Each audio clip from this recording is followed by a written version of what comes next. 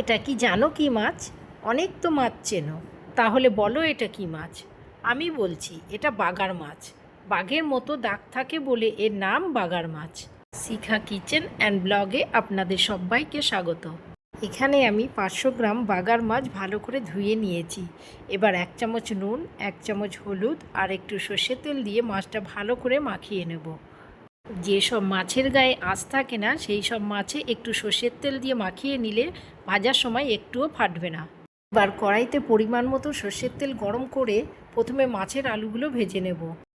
এখানে আমি 2টো আলু কেটে নিয়েছি। আলুগুলো 3 থেকে 4 মিনিট ধরে লাল লাল করে ভেজে নিতে হবে। আলুগুলো লাল লাল করে ভাজা হয়ে গেছে, এবার তেল ঝরিয়ে আলুগুলো সব তুলে নিচ্ছি।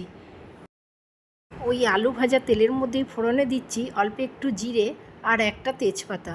ফোড়নটা একটু ভেজে নেব, তারপর 2টো পেঁয়াজ ছোট ছোট করে কুচিয়ে রেখেছিলাম সেই পেঁয়াজগুলো দিয়ে দিলাম। পেঁয়াজগুলো 1 থেকে 2 মিনিট সময় নিয়ে ব্রাউন করে ভেজে নেব। পেঁয়াজ ব্রাউন করে ভাজা হয়ে গেলে তারপরে দেবো 1 চামচ আদা বাটা। আদা দিয়ে পেঁয়াজের সঙ্গে 1 মিনিট মতো কষিয়ে নেব, যেন আদার কাঁচা গন্ধ না থাকে। তারপরে দেবো একটা টমেটো দিয়ে একটু নাড়িয়ে দিয়ে দেবো 1 চামচ নুন, 1 চামচ হলুদ, 1 চামচ লঙ্কা গুঁড়ো, 1 চামচ কাশ্মীরি লঙ্কা গুঁড়ো। এবার এই সমস্ত কিছু খুব ভালো করে কষিয়ে নেব যতক্ষণ পর্যন্ত মশলা থেকে তেল না ছাড়ে। মশলা থেকে তেল ছেড়ে গেছে, এবার দেব বাগার মাছ। মাছ দিয়ে মশলার সঙ্গে 2 মিনিট মতো কষিয়ে নেব। তারপর খুব অল্প সময়ের জন্যে মাছটা একটু ঢেকে দেব। ঢাকনা খুলে মাছগুলো আবারও একটু নাড়িয়ে নিলাম। এবার এই সময় দিয়ে দেবো ভেজে রাখা আলু। এবার মাছের সঙ্গে আলুগুলো 30 সেকেন্ড মতো কষিয়ে নেব।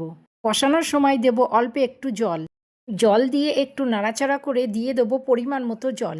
এই মাছটা কিন্তু বেশি ঝোল ভালো লাগে না, একটু কষা কষাই হবে, তাই বেশি জল দেওয়ার দরকার নেই।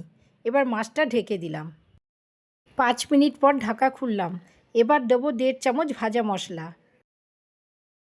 ভাজা মশলাটা দিয়ে মাছের সঙ্গে খুব ভালো করে মিশিয়ে নিতে হবে।